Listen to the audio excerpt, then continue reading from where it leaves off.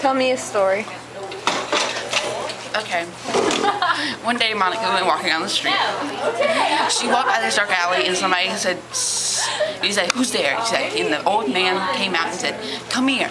So she went back into the dark alley.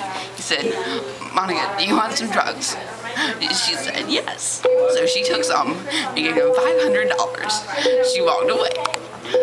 She went back to her apartment and did the drugs, and then one day she fell on the floor and died.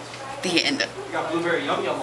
Wait, so I went to an old man on a street corner, bought $500 worth of drugs off of him, and then I died.